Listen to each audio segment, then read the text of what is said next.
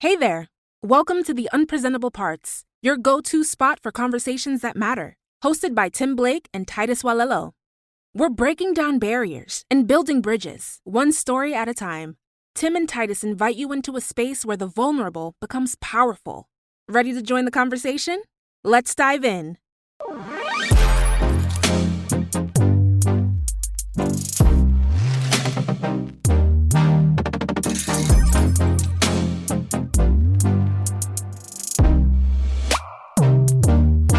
Hey, welcome to the Unpresentable Parts podcast. My name is Tim Blake.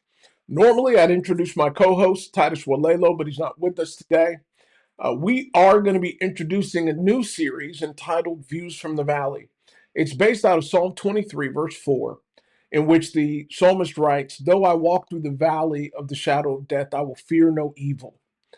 And you've probably heard that before. I've read that a billion times, probably heard it long before I ever became a Christian in movies or whatever it is, where someone's quoting the psalm. I never really understood it and I glossed over it until I realized later on in life in my walk with God that there are valley seasons in our walk. And so we are going to be doing several interviews with people who've gone through valley seasons. And the aim and goal is to help us have some tools and have people that we can relate to that have also been through valley periods. We're going to talk about grief. We're going to have some talks about mental health, anxiety, and depression, of which I suffer, learning how to deal with hardships in the valley, things that are quote unquote unfair. How do we deal with that stuff? How do we find hope? How do we see that there is another side of the valley when we come up on out of it? And so it's called Views from the Valley. And so, prayerfully, this series will edify you, will be helpful for you. Today, our first interview is going to be with James Dunn, who's got an amazing story. And we'll welcome him in now. James Dunn. There he is. Hey, James. Hey, how's it going there, Tim? Excited to be here and appreciate the work you're doing. Come on. So grateful. James, my experience with James, he spoke at a cancer survivor service that we had in November of 2023. So every year in our fellowship, The Heart, we have a cancer survivor service. And James did one of the best testimonials I've ever heard. Honestly, we didn't even need a sermon that day because between all the other sharing and then James sharing, it was amazing. But at this time, I want to introduce James. And James, let's get a little bit of your story. Let's start with your wife and children today, and then we'll work backwards. Yeah, sure. No, well, definitely, as I mentioned, excited to be here. Live in Southern Connecticut. So I'm about 40 minutes from that New York border, although I'm from Boston, Massachusetts. Wife and I have been married just over 14 years. Hmm. Proud parents of three kids, two girls and a boy. And my son and daughter, ironically, my son will be going on 8 years old the end of this month, and my daughter will be 9. When we go on vacation for the 10 days, they'll both be 8 years old, and she turns Hmm. 9 on the last day. So they're like Irish twins. My first daughter, not to get overly deep off the bat, but one of my valleys is my youngest daughter, Aaliyah, actually passed away when she was 4 months and 3 days old. Hmm. So that was 11 years ago, just born with a rare heart condition. But that was definitely a valley time. But I always, whenever I introduce myself, I still say the proud dad of three children, even though one of them passed away. Hmm. Appreciate that. Mm, And we are sure. going to talk about that. Now we're going to have an opportunity for you to share a little bit. So when did Sure. you, or actually, you say you're from Boston. So kind of give me a little background on your faith journey. Yeah, sure. I was raised by my mom, was a single mom. My mother was a teen mom. She got pregnant with me when she was 15, Mm. had me at 16 back in 77. So I'm going on 47 years old this year. But so grew up single mom household. Grandparents pretty much helped raise when we were really young, but mom pretty much raised me. Mm. Inner city of Boston, so we were low income. I've learned not to say I grew up poor. I used to say that, but I met some people that experienced some real poverty, and I'm like, dang, I was rich compared to them. So I was Comparatively, like, right? so now I'm like, I grew up low income, but Section 8 housing, subsidized housing, food stamps, way back before EBT cards. We had the monopoly money back in the day, where it was like we're going to the store. And it's interesting because at one point I may do an article that says I went from WIC vouchers to wealth management now in the financial field, but from handcuffs to wearing French cuffs. So I'm like, yeah, Hey. it's been a journey. But I grew up inner city Boston, gang life. It was we were the neighborhood crew that were just we didn't start trouble with folks, but the gangs were really bad and rampant in Boston. Roxbury, Hmm. Dorchester, aka the Berry, Dorchester, they called Worcester, Mattapan, Murder Pen. Oh And yes, it murder was pan. yeah, when I was 13, from the age of 13 to 16, I know when I counted it at the time, it was 19 guys that were killed Oh.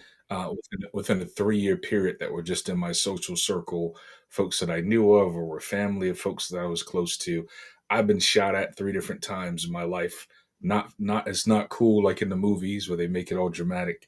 I was lucky that the people weren't after me personally, but it was more so the crowd I was with, and Hmm. I'm lucky to have never been shot. But it's one of those things where it was a whirlwind. A turning point for me was losing my mom 3 weeks before my junior year of high school. So that was Oh. like, that led, she died of AIDS in 93. This was before when a lot of knowledge about it wasn't really known. Hmm. I was confused because I'm like, how? She wasn't into drugs, hadn't had a boyfriend in years. But I found out that she had it when I was younger, and she died 3 weeks before junior year of high school. So that was a whirlwind. So that was kind of Boston gang life, mom's passing. And really from there, moved with my uncle. But I was really battling depression and just did not know how to talk about it. So I ran away from home, Hmm. dropped out of high school, and was like, I don't think I'll ever finish high school. Slept on floors and had to steal food to eat. So day to day, I was like, am I going to make it? Do I even want to make it? And there were times where I was just like ready to end my own life. And I Hmm. just remember complaining about, man, I didn't ask for my mom to die. I didn't ask for my father to not be present. Didn't ask to be homeless, and I was really a blame shifter by nature. But then I Hmm. feel like I was crying out to God one night on a bench in a public park at like nearly midnight, and He's just like, "Yep. So what do you want to do?" And I'm complaining like all this stuff's happening. I was crying to the point where my eyes were bloodshot red and burning, stomach acid burning because I hadn't eaten in days, and I just felt like it was God's voice, like, okay, so that happened. What do you want to do? And Hmm. I just kept complaining. And then I finally paused and said, I want to live, you know. And what I realized is when I wanted to end my life, I didn't really want to end my life. I wanted my suffering to end, you know. Hmm. So it was a rude awakening when it came to personal responsibility, because by nature, I kept saying life's got to get better than this. And it wasn't until smoking weed with some older OGs in the neighborhood, and they were like 25, 27, and I'm 16. We're smoking weed, and I just said, life's got to get better than this. And one of the guys said, life's what you make of it, N word, you know that. And I was just like, that's true.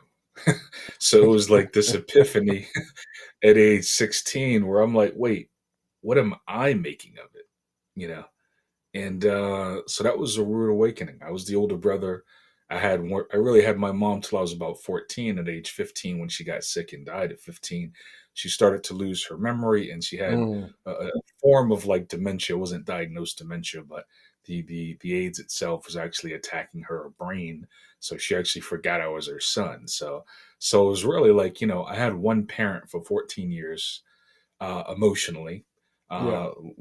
technically for 15. And I just had a whole lot of emotional issues that I was just like, Hmm. I'm really underdeveloped. And yeah, so that was my start in Boston. But now all that happened, mom passed away about 3 years, before kind of meeting other folks within our local church and getting introduced to how to have a relationship with God. Wow. Uh, You're not a visitor to the valley. Like what did Bain say? He Yeah, said, I was born in it. Yes. "You've only adopted He's the like, darkness. I was born yeah, in it, molded by no, it." love that. Love that my cheesy Wayne I'm saying Wayne Bain impersonation. He's like, oh, or perhaps he's wondering why someone would shoot a man before throwing him out of a plane. I'm like, yeah, but but love that you merely adopted the darkness. I was born in it. I'm like, Yes. so true. But yeah, So it's such a powerful statement. I love those quotes. And I heard Sam mention that she's like, I probably have a million quotes, in the prior podcast. I'm like, for me, those quotes are like, man, just mental vitamins, that yeah, just that plant that seed. But yeah, come on. So you became a Christian in our church in Boston in what year? 1996, July 21st. So this is coming up on 28 years, in which Okay. I met some folks and studied the Bible and then chose to become a disciple of Christ or follower of Christ. And so, and were you finished high school, or how did that work out? Just finished high school. Talk about God's timing. I was like, hey, relationship with my uncle was like, hey, once you graduate, you pretty much need to get a plan to either work or get out of the house or whatever. So I'm like, I have no money. So I was looking at the military. I did 2 years of Army ROTC in high school. Hmm. Boston English High School, by the way, oldest public high school in America, which I didn't even know until junior, senior year. But I graduated there in 96, and I was basically going to go to the military. I was looking at the Marine Corps just because I was like, hey, I qualify for the GI Bill, be able to live rent free, get some job training, and get money for college. So I was like, hey, let me go that route. I was supposed to leave. My scheduled ship date was June, and then it got bumped back to September. Mm, And I actually got invited out to the church end of June and July, and then chose listen. to like literally study the Bible for 2 weeks and learning how do you have a relationship with God, because I was like, there's a lot of religions out there. I never even thought about a relationship with God. I was like, that's a Mm, new concept. I just thought, how do you know which religion has the truth? Yeah, I was thinking of it intellectually with my head and not my heart. mm. Okay. So you become a Christian. Did you end up going? Did you get deployed? Did you end up going or Yeah, no? so I actually looked. I had already signed the contract to get deployed. In fact, my recruiter and I were so tight that he gave me. We're almost the same size then, and he gave me a copy of his dress blues uniform, which was like $400 or $500. And as an 18-year-old, I'm like, oh, that's very considerate. I still have them to this day, almost Oh 28 years Lord. later. I But then I decided, just in terms of my own faith, I was like, I'm just learning what this means to have a relationship with God, how to be a Christian. So I was like, I don't know if traveling around to different states or countries is going to be good for me spiritually. So I prayed Hmm. about it, thought about it. And although there's nothing wrong with being in the military and being a believer, I just chose not to at the time. Yeah. I did have to wrestle with, hey, if I breach the contract, that like you could get locked up for 30 days or get fined a certain amount of money. Hmm. I spoke with the head sort of officer there and gunnery sergeant, and they were like, "Hey, just think about it." And spoke to my recruiter. I was like, I prayed, and I just think that I really should stay back. I was like, I'm not going to complain about the consequence. So if I need to get fined or spend 30 days in jail, I'm surrendered. My recruiter, Staff Sergeant Cleveland, who I still keep in touch with, he just said, "Hey, you know what? We're talking," and he's just like, "When God calls you, God calls you." So, Hey. and I was like, I was shocked. They actually said, "Yeah, we're not going to force you to go." Got a letter which I still have from the commanding officer in charge that said, "Hey, yep, we're going to release you from the contract. If you ever want to come back, just bring this letter." So Man, I, you I actually gave up that scholarship, and the same day I found out they released me from the contract, I got 3 job offers as an 18-year-old. So I was like, wow, God's grace. But great. And now you mentioned yeah. my wife Sam earlier. Now you guys knew each other in the campus ministry, right? That's right. Campus ministry. Sam and I met, and I think it was January '99 when she came down with like Glenn Petruzzi and a few other folks who had Hmm. moved in to be on staff and part of the campus ministry there. So I remember Okay. Sam when she was Sam Neptune, and I don't know if this is if it's hot tub time machine or hot sub time machine, but Sam looks exactly the same. So she has Listen, not aged at all. I'm like, man, yeah, there's a great American philosopher that coined the hmm phrase "black don't crack." They didn't so lie. true. They didn't lie. But in any So case, true. Yeah. so you start working and then you went to college, correct? Yeah, started working. What's funny is I did a smaller, like 3 month certificate program, and I actually worked in the financial field before going to college, just doing like some entry level accounting type stuff. Hmm. But I Hmm. was like, all right, it's great to work when I'm 19 or 20, but fall of '98, I was like, I do actually want to go to school, but I was living on my own, and then that's when I started college. At that point, fall of '98, met Sam in January '99. Okay.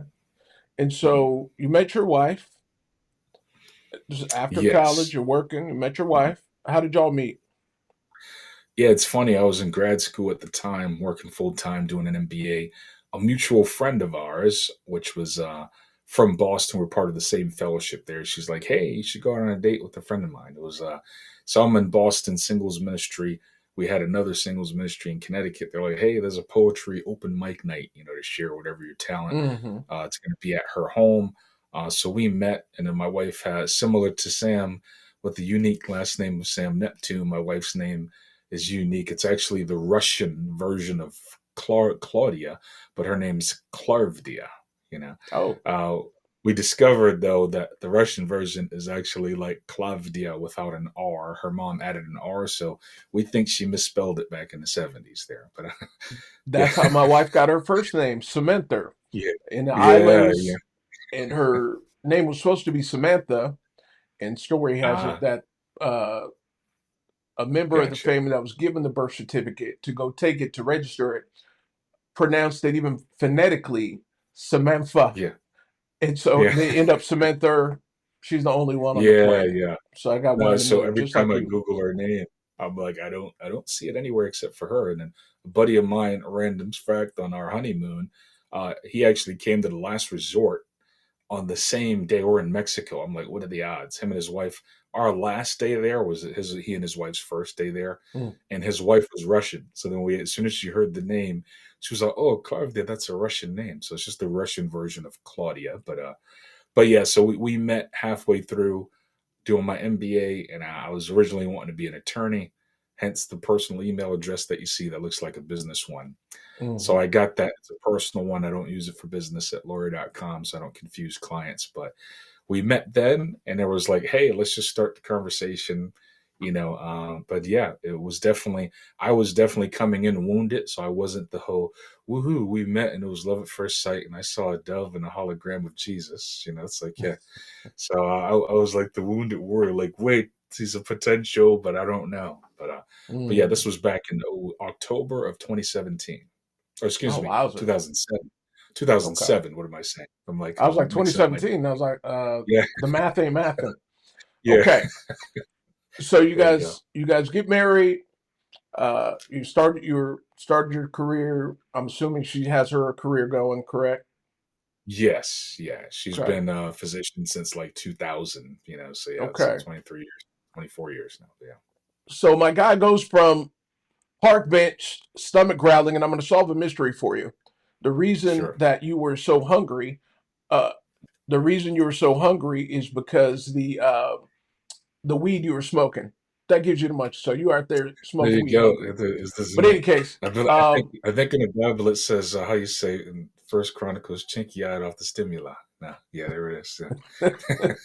so That's the this NEV New Ebonics version, right? the No, there Dewey it is. Bonic Yeah, version. So this dude's got got your MBA, your wife who's a physician.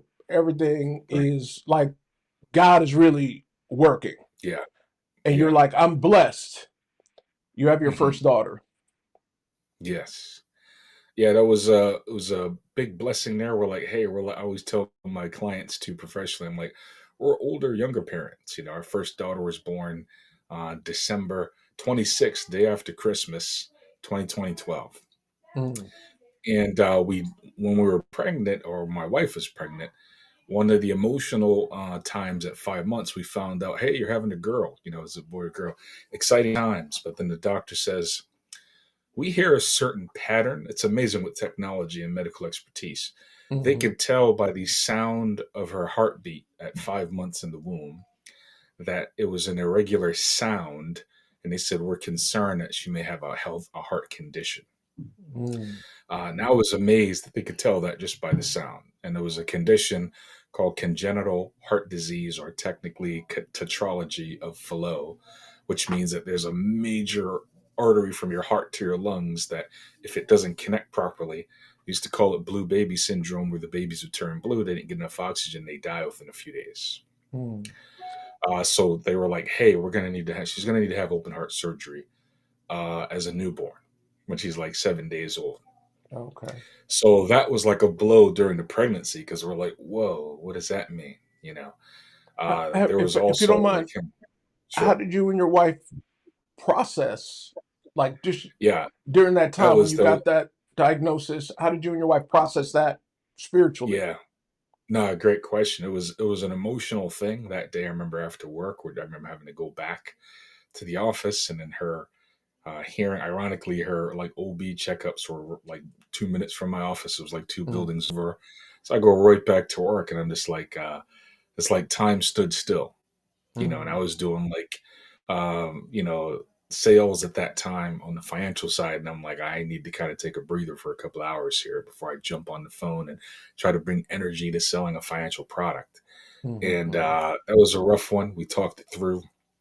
We're like, okay, what does this mean now? From growing up in the streets, one way of thinking that I developed is really just called circumspection, of just thinking, where you really think about every potential consequence before you act. So we mhm, had to say, you know what?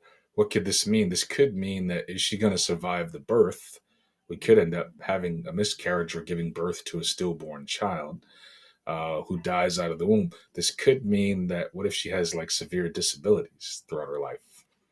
It could mean that, what if she dies, at a young age? And so we talked that through, rather than ducking and dodging it.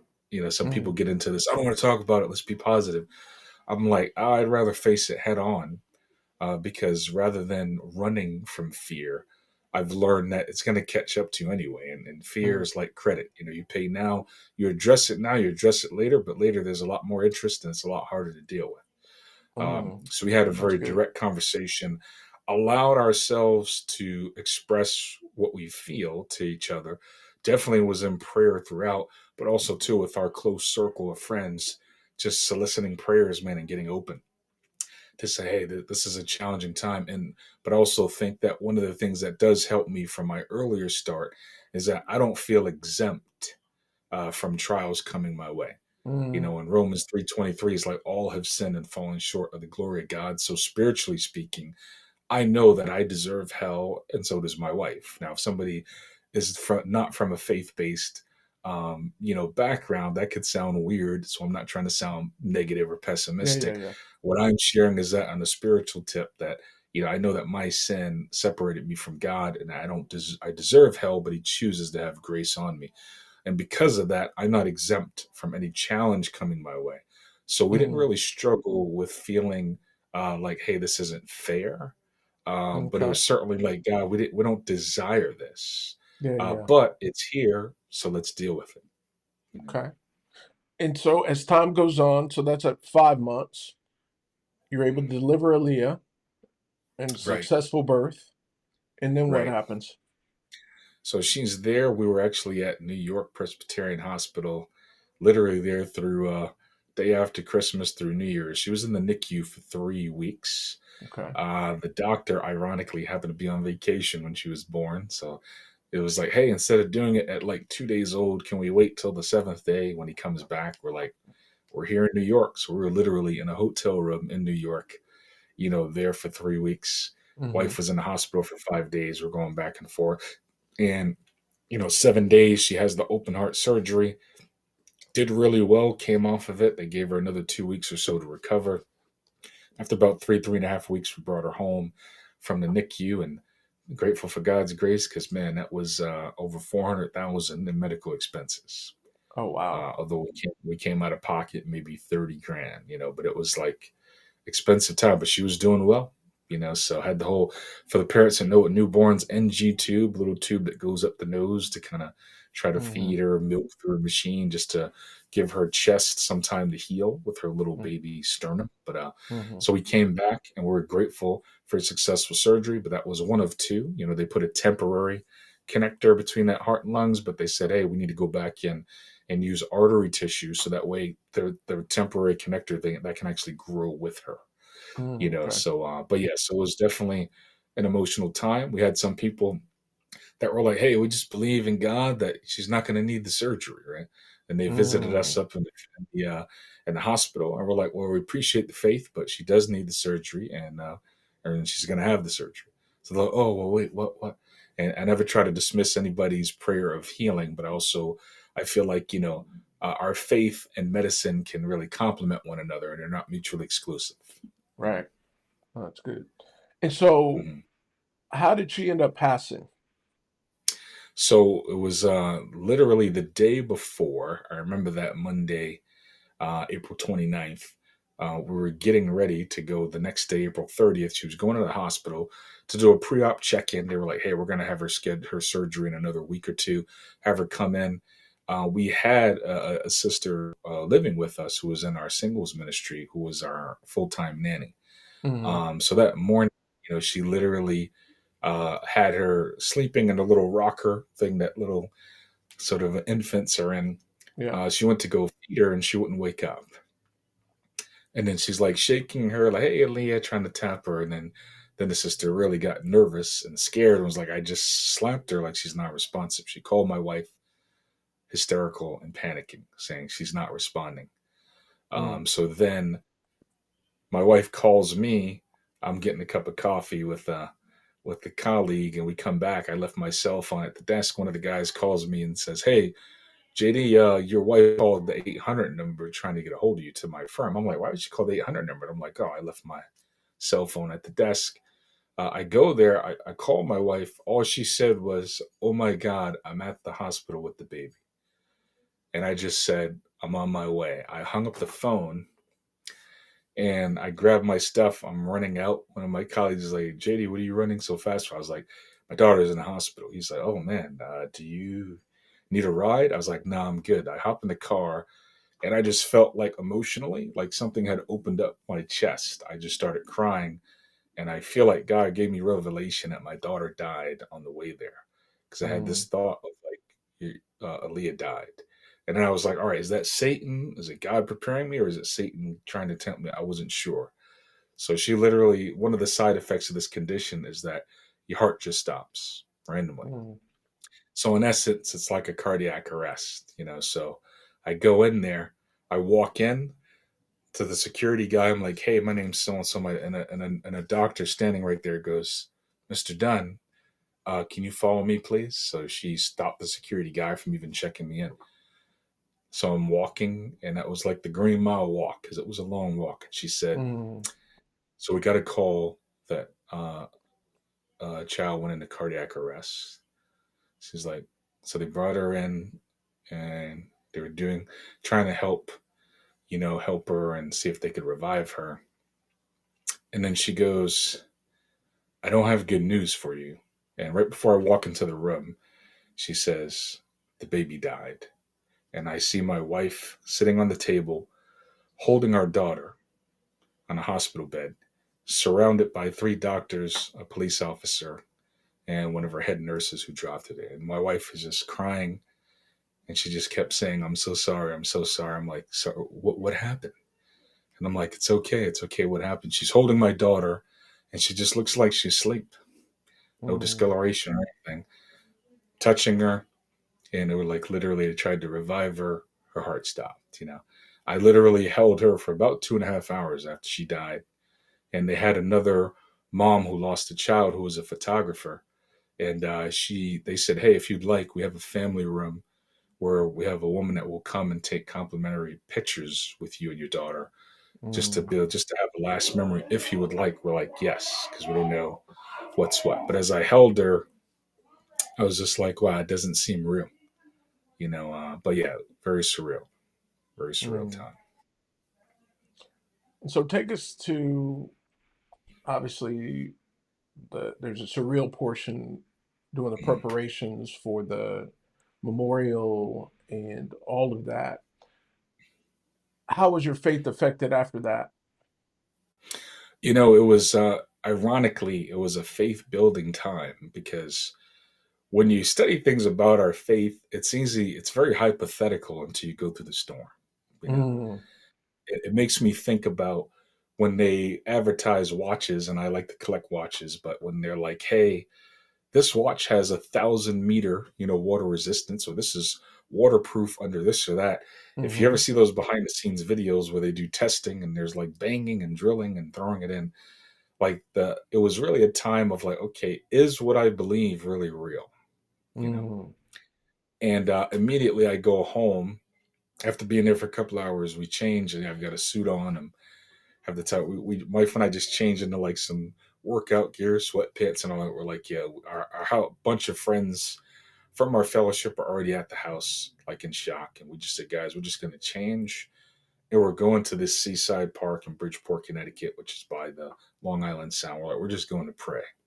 You know, mm, we went out, prayed with really I don't even know how, if it was an hour or two.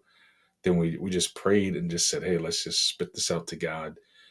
And we thank God for allowing us to have her for 4 months and 3 days. mm, We also expressed our hurt, but we also said, hey, we know we're not exempt, and that somehow God would actually use this to help other parents that may have actually lost children, but that He would mm, just guide us. We just prayed for healing. We're like, sometimes you're like, God, if you can do this, then we'll heal. I was like, I don't even know how He's going to heal us, but I was just convinced that He had the ability to heal us. We went and prayed for a couple hours, started notifying family and friends, came back, and really felt an initial layer of surrender. She died 2 weeks before Mother's Day. mm. Not that there's ever a good time, but Right. one of the surreal things is that the cemetery folks were like, "Hey, we wanted to get the headstone up before Mother's Day for you." And I remember on Mother's Day, another brother in our fellowship, his daughter was born. And then we said, hey, we'll come to the hospital to visit you to say congratulations. And I'm showing them a picture of my daughter's headstone. And I'm like, wow, we're really happy of how it came out. And we're looking at his daughter who was just born. And we're like, man, they're happy on how she came out. And I was like, you know what? It's only through our relationship with God that we can even have this conversation. I'm Mm, like, because without God, how many people who just lost a daughter 2 weeks before Mother's Day and on Mother's Day go congratulate a friend without there being any awkwardness? mhm, mhm, So yes, it was very surreal, but it actually helped us to see that, man, let's pray for healing. Certainly started therapy, took a couple of months off of work myself. mhm, Wife took a couple of weeks off, then wanted to get back. We took a little mini vacation to Mexico, but it was a process of uncertainty and just this emptiness of heart, you know, very mm. surreal. And how did that impact you as you were preparing to have, or as you had a desire to have more children? How did Yeah, that definitely. how did It's a that good impact your question. faith? It definitely, at first, one practical thing is I had this a bit of PTSD with it, where every time I saw a child sleeping, I thought the child was dead. Mm, So if somebody was holding a baby or something, I'm like, are they okay? Or if a kid was taking a nap or something at the house. I mean, we had that desire to have a child, but we also knew that we're like, let's take time to pace ourselves and get therapy so that we don't rush to have another child to replace her and then not mm, do the healing work from the grieving process. So we were like, let's just pause and really take it now. In between time, a lot of friends were having kids. There was a lot of baby showers that at mm, times were tougher to go to, but we're like, hey, let's just go and be happy for others. A lot of kids' birthdays, or I remember being at a birthday party. One of my wife's best friends, she was pregnant at the same time, and her son was 2 weeks, born exactly 2 Wednesdays before our daughter. mm, And I remember being at his birthday party, remembering that, wow, my daughter would be the same age.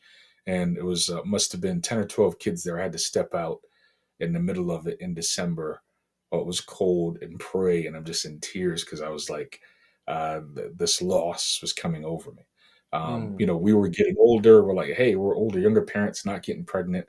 What's going on? We looked at in vitro, a couple of rounds of in vitro, and $20,000 plus out of pocket later. We're like, hey, it's not successful, seeing my wife deal with the depression of the loss and being discouraged of Mm, not, and just trying to pray to be surrendered. Then we said, you know what, let's look at adoption. You know, and I was starting up my own firm at the time.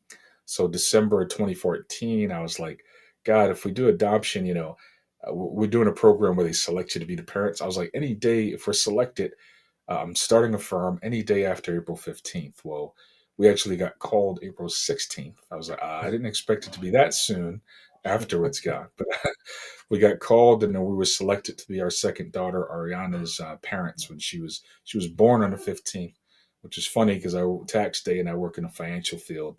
mm, Selected to be her parents on the 16th, and then by the 17th, she was 2 days old. We were in Texas finalizing the adoption. So yeah, very very wow. surreal there, but God is blessed. Okay. And then your third daughter, Hmm. how did that So occur? technically, so it'll be third child, which will Third be my child. son. Yeah, Oh, I'm so sorry. yeah, yeah. You mentioned that at the beginning. Please forgive No, me. no, it's all good. It's all good. So what's surreal, and this is where it showed me God's timing of it all. So my prayer of like, God, for selected to be, someone's parents any day after April 15th, we get called April 16th. After we adopt her, my wife loses her mom a couple of months later. And then all of a Hmm. sudden we find out a month after that we're pregnant with my son after trying to get pregnant for years. They say you heard Mm. a lot of stories like that. As soon as you adopt, you get pregnant. We're like, we're trying, ain't happening. My wife gets pregnant with my son. His due date, April 16th, the next year. Ah. I was like, wow, what are the odds? He actually came March 29th. So I jokingly said, as I like to be on time, I guess he came early. But they're 11 and a half months apart. The day they finalized the adoption, April 29th in Texas, 2 years to the date, was our first daughter Aaliyah's death anniversary. And I Mm. was like, wow, this is crazy. It just showed me God's hand in orchestrating all of this. Mm. So now when the kids drive us crazy and drive us to want to use profanity after reading the Bible, we're like, hey, this is what we prayed for. So let's let's be grateful. So my son AJ. So I'm James Alexander Dunn. He's Alexander James Dunn. So we call him AJ as I go by JD. And yeah, it's so now it's, and he's a jokester too. So they're 11 and a half months apart, like Irish twins here as they call it. But yeah, 2.5 weeks a year they're the same age. But Wow. That's really inspiring. yeah. For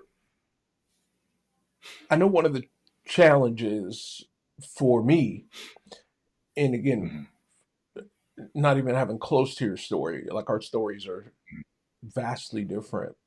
But I know when I became a Christian in 19, one of the things that I don't know if anyone said it, but I felt it.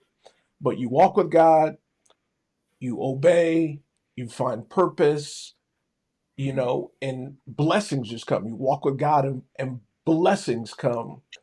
Right. And the first year, I had some romantic interest that didn't work out, and I was like depressed. And God take me, and so that just shows you how fragile and privileged I was. Oh Uh, yeah, sure. and so getting married, honestly, I had several other things that occurred. Came and paid ministry, which was a dream, but my father passed away. Both of my grandparents passed away. My grandfather died on my birthday, um, and so these things started happening. Like life started happening, and even my wife, we got married. We couldn't get pregnant for almost 4 years. Nothing wrong physically. Everything seemed all right. And then God bless us, we had a child. It was fantastic. It's funny you shared the story because Hmm. my wife's friends were getting pregnant Right. all around us. And Right. it was so hard to go to the baby showers, to show up at the hospital for friends Sure. because you're like, Sure. a little bit way different than your situation. But we're like, man, Right. we're trying. And God, what are you doing? So we're able to finally have a son. And then 2 years after our first son was born, we were pregnant again. We lost the child. And to your point, Mm, going in for the ultrasound, hearing no heartbeat. yeah. And unfortunately, I did not handle it the way you did in facing Mhm. the realities. For me, Sure. kind of suffered in silence, and Hmm. my wife and I really didn't have any deep discussions about it, and so I don't. We both dealt with it in our kind of own way, Yeah. and we banded Sure. together, but we never really had discussions like you and your wife. And so it Mhm. wasn't until years later that God was able to use that pain to help other people. And I didn't understand that at the point. Yeah. Um, Sure. Sure. but I think the challenge for me, I share all that to share. One of the challenges for me in our fellowship, one of the things was the certainty of God's blessings. The Hmm. certainty that if you reading your Bible every day, you're praying every day, you're fasting, you're about your purpose, you're about the Right. mission, everything's going to go well. And even Mhm. though I'm reading my Bible and nothing in the Bible says that, Right. Jesus Right. himself, who was perfect, died on the cross. Right. Paul, Right. who lived for him, suffered. But in my mind, I'm thinking, oh, everything's going to go well all the time. Hmm. And it was such a challenge because I felt like the realities of life, but in my mind, this uh, image or the paradigm of walking with God and all blessings. You hear the things Hmm. triumphal perception, triumphal Right. procession in Corinthians. Going from strength to strength. All the blessing passages you hear over and over again. Sure. But the realities are there's the valleys, and it's so Yeah. inspiring to hear how you and your wife handled it. It sounds like you used reality Yeah. and gratitude Hmm. and perseverance, Yeah. a Yeah. step No, at a for sure. time. No, so true. And to your point there with that certainty of God's blessings, even when it comes to the media, there's this perception of, oh, you're following God, you just have a blessed life. And it's like, well, we got to really look at, and even the whole concept where God showed me, when it comes to unconditional love, when people Mm, talk about that, I was like, unconditional love is not biblical, you know. Now I know the heart behind when people say that, but God actually puts a condition on his love and how he instructs us. He's like, love as I have loved you, mm, forgive as I have forgiven you. And when we say unconditional love, what we usually mean is don't hold the person's like sin against them. But mm, it's not about the person. I have to look at how has God loved me? And then how am I tempted to love this person? So my reference point is God, not so much whether or not the person deserves forgiveness. So the condition is we have to look at God's example. So it's actually counterintuitive, but it was an epiphany for me that because if we think about unconditional love, people are like, well, what about if you're raped or abused? How could you unconditionally love somebody? It's not about the person. The condition is how is God loving me? And when I look mm, at me and I say I deserve hell because my sin put Jesus on the cross, and the fact that he chose to forgive me for that, that's what helps me to kind of let go and be surrendered of after experienced sexual abuse when I was 9 years old, to mm. say, I can forgive. That doesn't mean we're BFFs and Yeah, we're yeah. hanging out, but my decision to forgive my abuser was not based on their performance, acknowledgement, or repentance or what have you. It was really because of looking at God, how God loved me. That's one piece, and then not feeling entitled because God's like, hey, I'll never forsake you. He didn't say I'll make sure everything's all good. But he's Mm, like, but when you go through the valley and when life is unfair, as Jesus dealt with that, he's like, God, don't hold their sins against them. They don't know what they're doing. His focus was, hey, my relationship with God. So that was an epiphany for me. And it's not just linguistics. I think it is a mindset and a shift set mm, to say, because I think a lot of people struggle with unconditional love. I like the idea of how can I actually love somebody that has severely wronged me or wronged people, and I'm like, well, it's because we're looking at them relative to yeah. how they've hurt us. Versus Mm, for me, I've had to learn to wrestle and say, I'm going to choose to respond how God loves me, not so much what the person deserves. mm. And it Okay. doesn't mean it's easy, but at least gives me a framework. Absolutely. And that I may have you on for another series talking Yeah. about that. But Yeah, if we can, real quick, sure. let's move on to you had a cancer diagnosis. When was Yes. that? That was literally the day after Father's Day 2022 when I Oh, found out. okay. It was a crazy time. My father, who wasn't around when I was present, we actually got close as an adult. I just chose to initiate with him, which is a whole nother story. But instead of one brother, I have four brothers and three sisters. So my dad is, I'm mixed. Of my mom was Native American, African American, so I just grew up saying, "Hey, I'm black." But my dad is Puerto Rican, so I look Latino. I'm African American, but yet my last name is Irish, so I'm officially a mutt. Yeah, it's like gotta love it. But we Goodness. got close as an adult, and he actually had triple bypass heart surgery just from unfortunately abusing alcohol, and his organs and his heart were shot. He had two, three heart attacks. He died 3 weeks before Father's Day, Mm, 2022. So naturally, you lose a parent. You start thinking about your own mortality. I'm kicking myself because I ignored as a typical guy. Like, oh, I do these group workouts. I thought I pulled a muscle on my thigh. I mm. ignored it for like 10 months. Finally, Oh, my wife's like, you should probably get that checked out. I had an MRI the day after Father's Day, literally that same year, just 3 weeks after my father died. My doctor called me within 20 minutes. I was still in the parking lot. I didn't even pull out of the facility yet. He said, "Hey, they just called me. They never call me that fast. It's looking like cancer." oh, Where I thought was a pulled muscle was actually an 8 by 4 inch tumor in my left thigh, oh. which is crazy. And it was like in between the muscle, it wasn't on the surface of the skin, which would have probably been more obvious. So my stiff kind of left quad muscle was a tumor, spindle cell sarcoma. It's like 1% of all cancers that get diagnosed. It's very rare. They don't really know how you get it. But Mm, the old treatment 30, 40 years ago was amputation. And so that was like the life rock. My whole life in the world was rocked at mm-hmm. that point. Yeah. Wowzers. And so Yeah. take us through that process. So your Mhm. father passes, Yeah. you're diagnosed with Yeah. cancer. Right. Right. Now, how do you handle Diagnosed with that in your faith? yeah. That was a whirlwind. A day later, they're like, "Yeah, not only are you cancer free, hey, but I check on my chart, and they're like, oh, by the way, we just did a random COVID test, and you're COVID positive, you know." And I was like triple vaccinated. I was like, great, here we go. Something else, boom, boom, boom, you know. So And we'll go back up. I'm So like, you're diagnosed with cancer, right. And and then they then were you like, get oh, but COVID. they were like, they did a COVID test just in case. So then I find out 12 hours later, they're like, oh, by the way, you got COVID too. Oh, So I was like, nah. So then I was thinking, my wife had it once or twice. I was like, that stinks. But I was like, I'll probably just have the sniffles for a couple of days, whatever.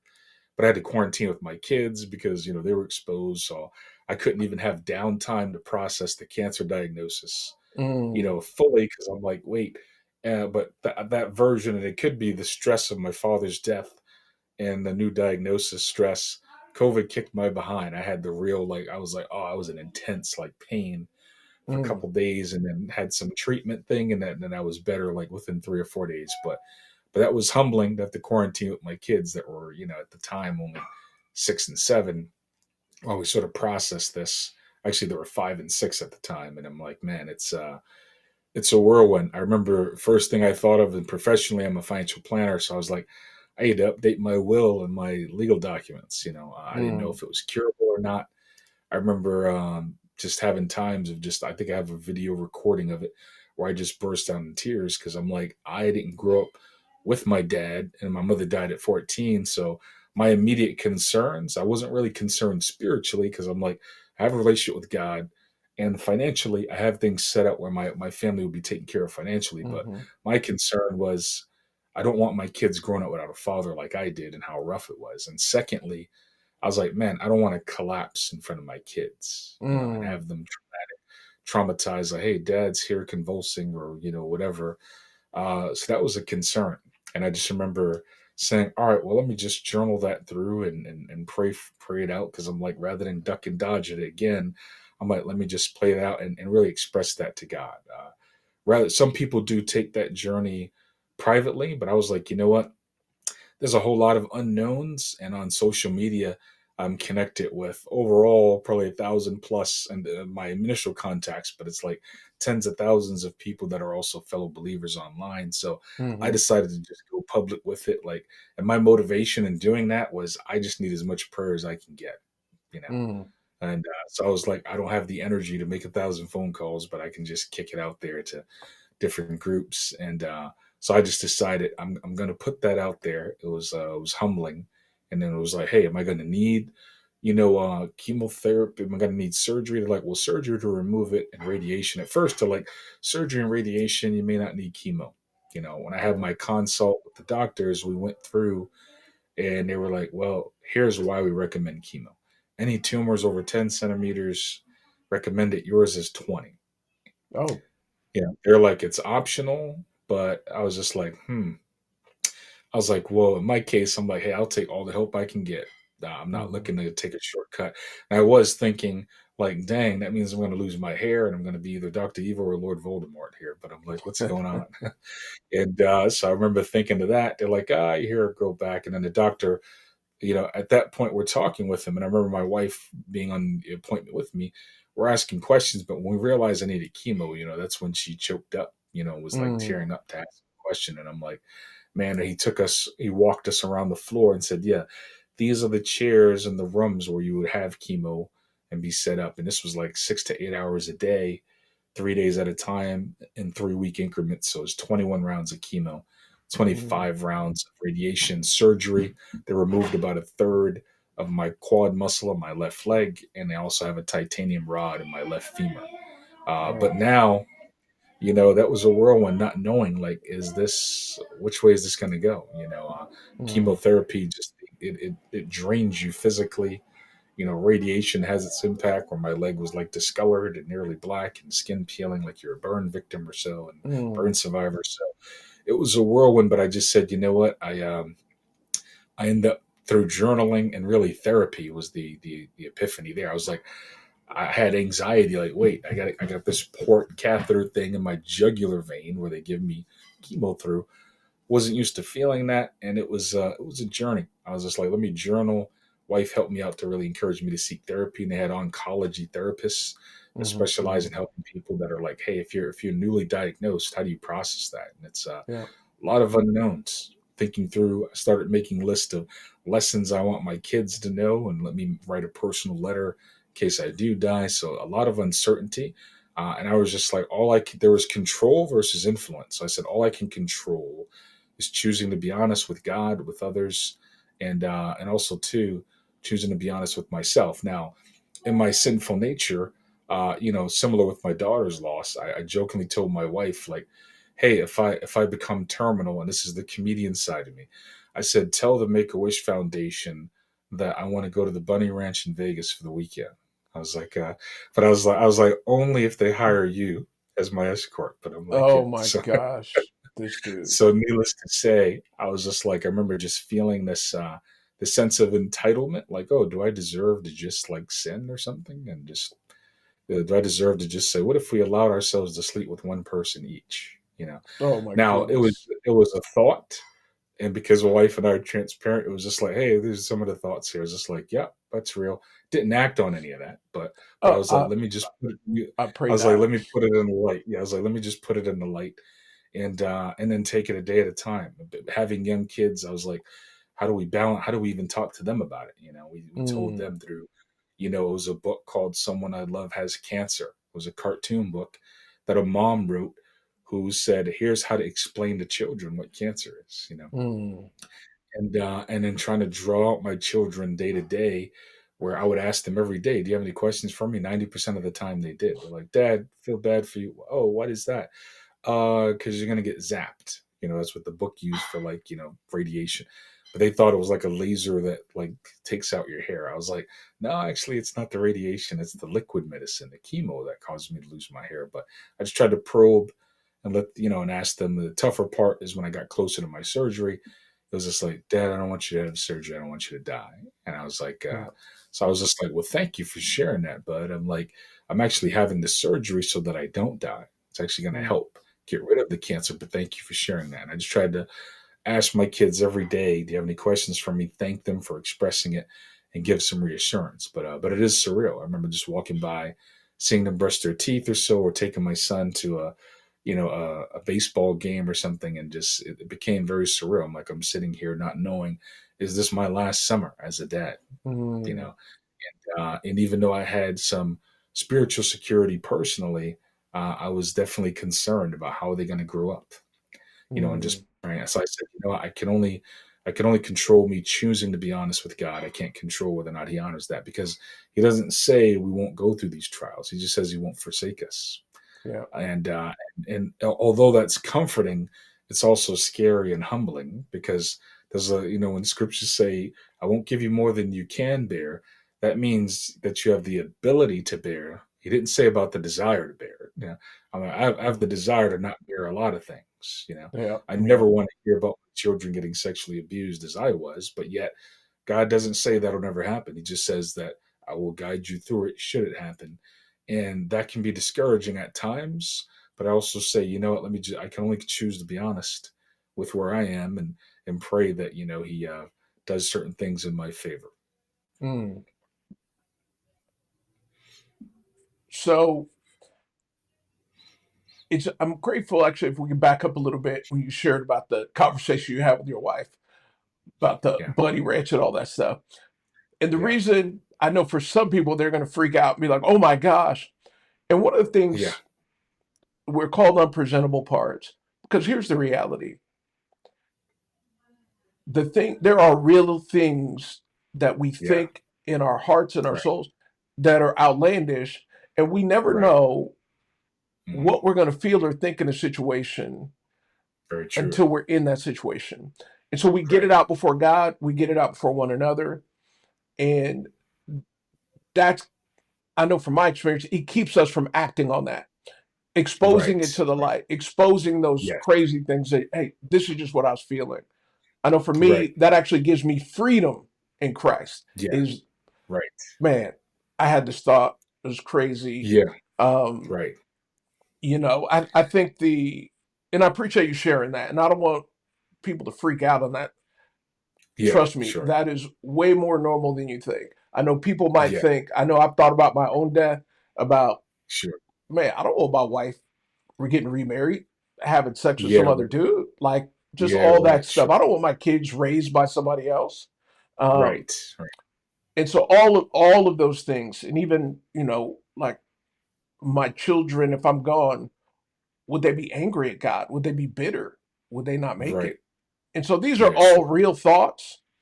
Yeah. And I think for us, there's a maturity. And the reason James, I'm really, really grateful you shared that, is for us to be able to understand that before God, He knows more than what we say. He knows what's True. going on in our So hearts. true. So you might as well Right. get it out.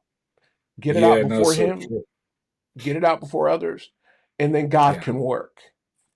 Yeah. So, so, Yeah. No. so, Great point. so, so you have your surgery. It's obviously successful because here you are. Yes. And so, where are you at currently? Yeah. So January 30th of 2023, it was like, hey, this is your first MRI after the surgery. We're going to see if the cancer is still present. And they do these webinars there, and one of the webinar titles was called Scanxiety for Mm, cancer patients. And I was like, that's a good title, because when you go through these scans, you're like, is it there or is it not? Like, you don't know. And as of January 30th, 2023, cancer free, 100% cancer free by the come grace of on. God. They're still monitoring me every 3 months. I have scans for the first 2 years, then it would be every 6 months and once a year. They're going to monitor me for 10 years, as a precaution. But my rare form, it rarely comes back. They said if it does, it tends to be decades later. If it does, everybody's cancer is a little different. I'm just praying that that never does. So that's why at least once a year, I'll definitely be getting checked just in Mhm, case, because mhm, it's all about early detection when it comes to cancer. I mean, literally, getting checked from 1 month to the next can mean the difference of whether or not you live or die. Like if you're not mhm. careful with cancer. Yeah. So yeah, So, so for me, I'm like cancer free, grateful for it. amen. So, how has that impacted your outlook on life? All of these circumstances, the loss of Aaliyah, loss Right. of your father, cancer. And so Right. now, obviously we have no idea what's coming in the future, but Yeah, like how has that impacted your yeah, faith, your walk with God, like even your yeah, how you live your life now, how you experience your yeah. faith now? Right. No, it's a great question. For me, it's through journaling and going through the process. I hadn't finalized it yet, but I was working on a presentation called "How Letting Cancer Take My Life Saved It." You know, Mm, and really, it's not so much that it took it in terms of ending my life, but rather it took me in a different direction. You know, okay. so now gratitude, being present. And I'm sure you and Sam know, having raised two near adult age boys, is how you have to be so deliberate with your time when you've got Mm, kids. Because it's like, oh, I want to do this. 5 minutes later, 2 years go by.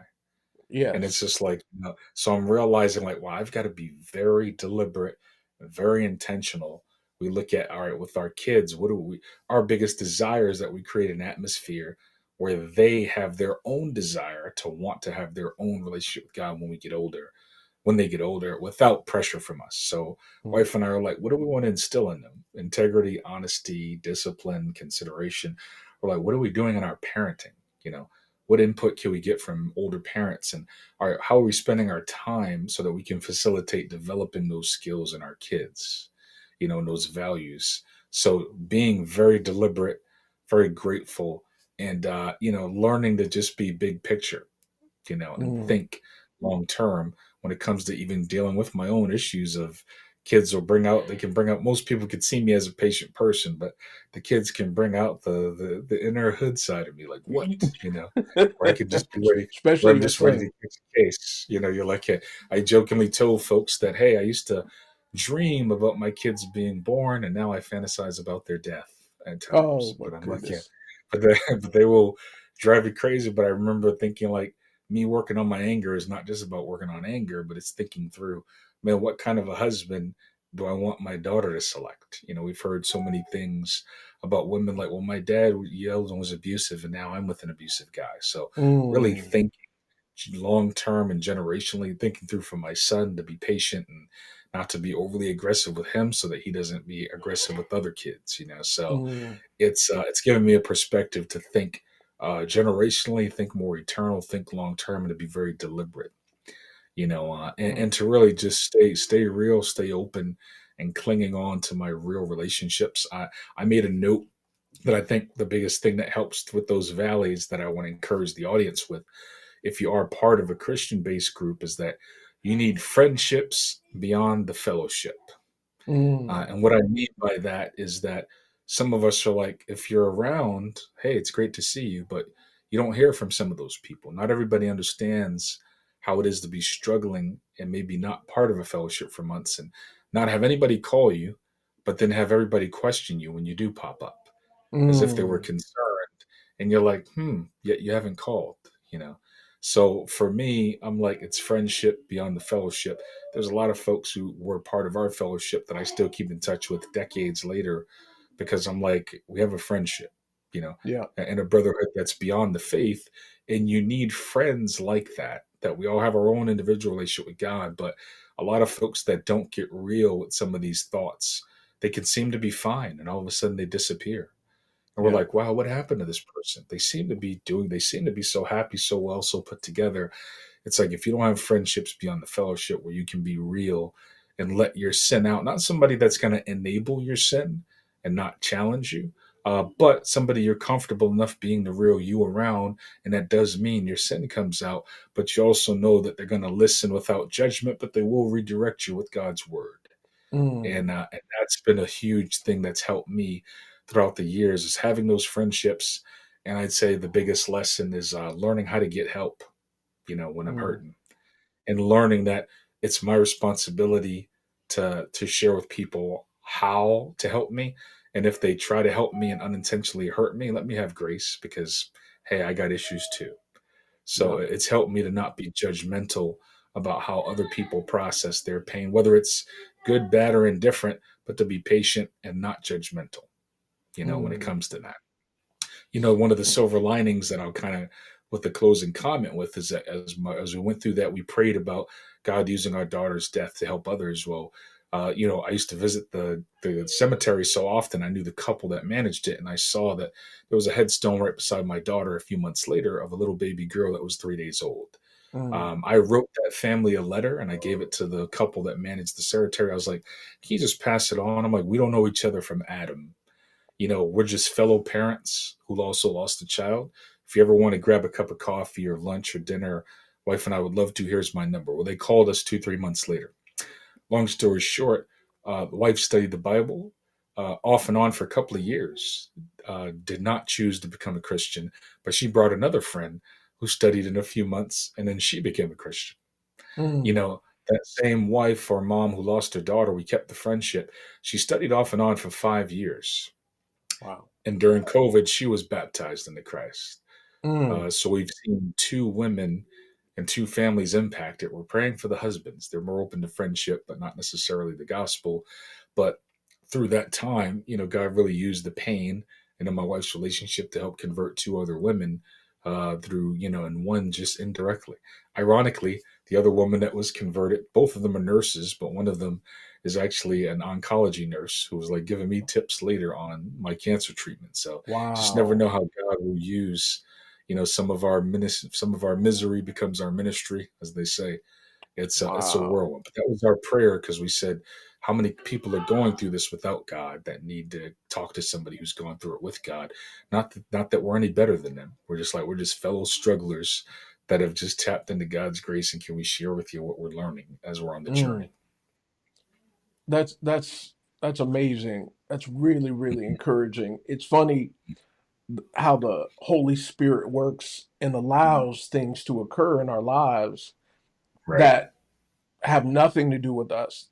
That's one of the Yeah. lessons I learned about suffering in Christ is, Right. 2 Corinthians chapter 1, verses 3 through 11. I remember reading that Hmm. over and over again.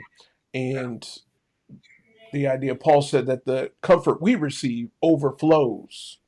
We Right. suffer so that the comfort we receive from him overflows into others.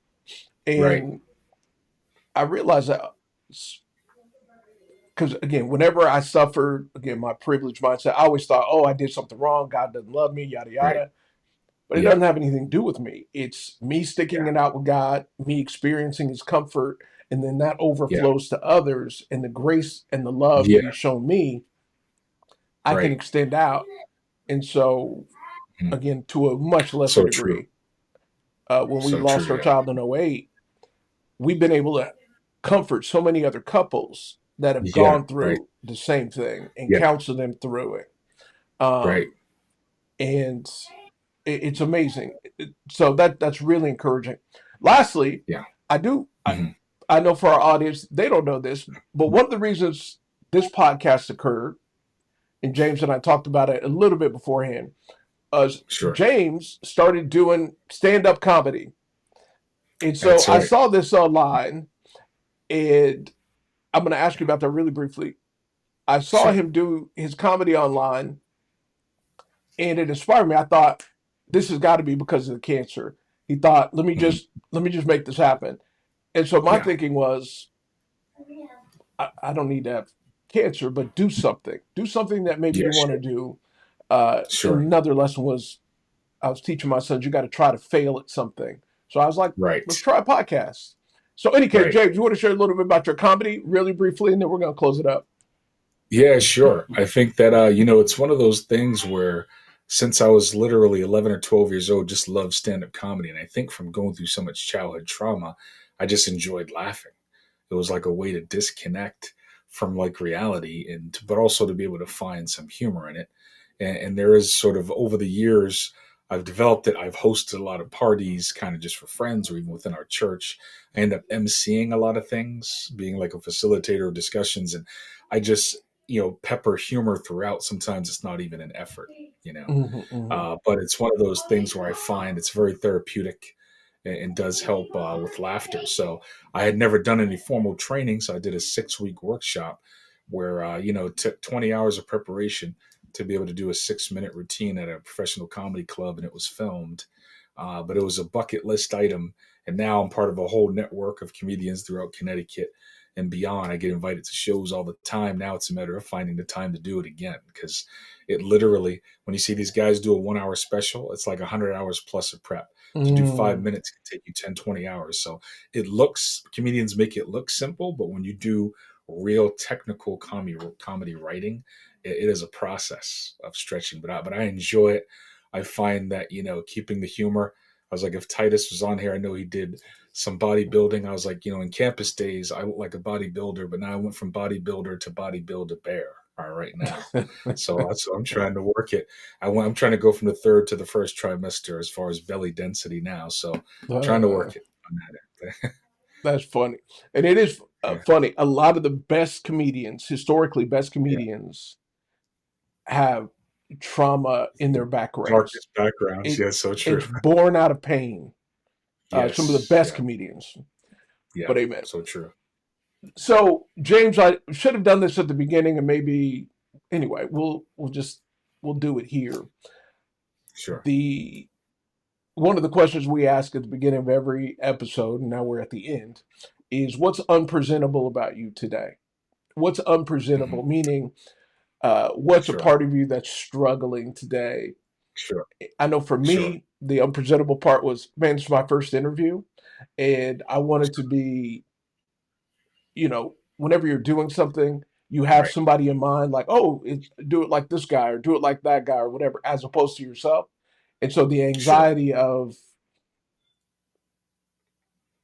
can I be me? Yeah. That makes Sure. sense. Sure. So, any case, No, that's what I'm feeling a little bit anxious about. Yourself? yeah, definitely.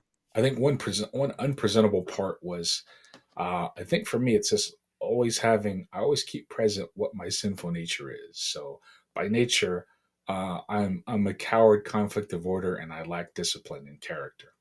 Mm, And when I dropped out of high school, it took me did an extra year, but I didn't really know how to study. I had times where I flat out failed semesters in college. It took 8 years to get a 4 year degree. I actually had a full scholarship where I went from a community college to then go into Harvard Extension School at night.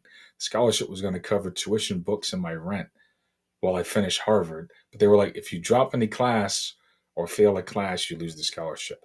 I went through the worst breakup in my life, and I chose to withdraw instead of fail because I wouldn't hit my GPA as hard. But I literally lost the scholarship for my lack of discipline. mm, I've had times where, as an adult, I work in the financial field now, and professionally, I give millionaires advice, and yet I've had times where I'm just like struggling financially. And I remember the days in campus, like, man, wait, I'm behind on my rent, or I owe this roommate money for the phone bill. And so for me, that unpresentable piece is not seeing myself as a financially irresponsible, lacking discipline, homeless teenager, and then not letting that hinder how I pursue success now. Because I literally give millionaires advice professionally, which is kind mm, of surreal when I look at where I came from. But I also have to remember, and God's, this is a work in progress, where rather than feeling like I'm not worthy, Saya, can I help you, my lord? It's like, hey, I'm just as successful as they are in my own right. Not saying I'm balling like I'm a millionaire with the chalice or mm, something, mm, but I think that sort of self doubt, not so much imposter syndrome, but more so feeling unworthy. I'm mm, nothing. I used to always just jokingly say, "Oh, I'm nothing. I'm nobody. I'm still learning how to read and write my name." And but that lack of self esteem, and for me, the thing that helps is that I had to realize that my value is not so much who I am, like I've earned it, but it's whose I am and who I belong to. mm. I remember when, I think it was Brad and Angelina Jolie, when they first started adopting, the first pictures of their kids sold for $45 million. Goodness A gracious. photo, it's crazy. A photograph you can probably print for a nickel, maybe 25 cents if it's high resolution. But ordinary things take on extraordinary value depending on who they belong to. Oh. And what I realize is that my worth is not in me. Oh, I've earned it or whatever. I give millionaires advice. Who cares? I'm not a millionaire, but it's not even in that. It's the fact that I belong to God and that I've Mm, been washed with the blood of Jesus. So because of whose I am, I have value and I can have confidence in that versus who I am. But my unpresentable part is that by default, I go to that, well, who I am, based on my, oh, I'm nobody. Who am I? I'm not worthy. And that can be an ongoing struggle. you know. Mm. Well, Big James, this has been fantastic. Honestly, it's super, super encouraging. Thank you. Yeah, For no, been a those pleasure. out there, you can reach us at www.unpresentableparts.com. Let me see if I can pull it up. I got it right here. This is our website. You can check out the soon come. You'll see what we're heading into next. You'll see the Eve edition, which is our Sam and Jasmine. So you'll be able to go there. If you want to ask questions, you can go on the website. You can send us an email and all that other stuff. But in any case, appreciate everybody being with us. Again, this is James Dunn. I'm Tim Blake. Uh, and until next time, peace.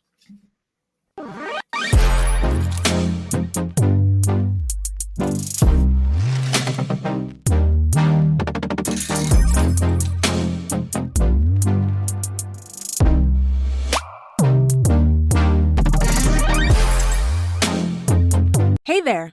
Welcome to The Unpresentable Parts, your go-to spot for conversations that matter. Hosted by Tim Blake and Titus Walello. We're breaking down barriers and building bridges, one story at a time. Tim and Titus invite you into a space where the vulnerable becomes powerful. Ready to join the conversation? Let's dive in.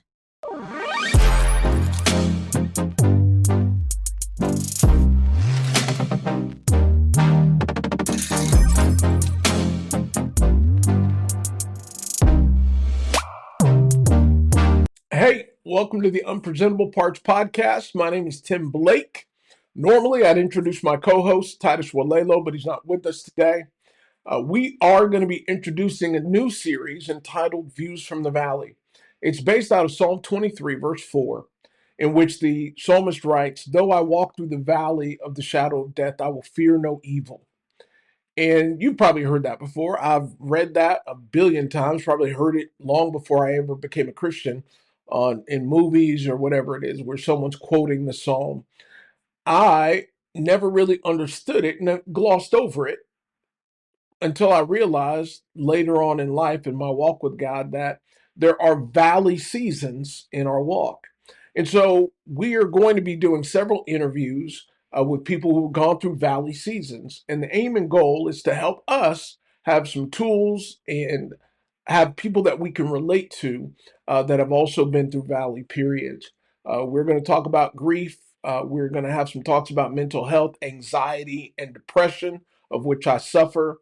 Learning how to deal with hardships in the valley, things that are quote unquote unfair. How do we deal with that stuff? How do we find hope? How do we see that there is another side of the valley when we come up on out of it? And so it's called Views from the Valley. And so, perfectly, this series will edify you, will be helpful for you. Today, our first interview is going to be with James Dunn, who's got an amazing story, and we'll welcome him in now.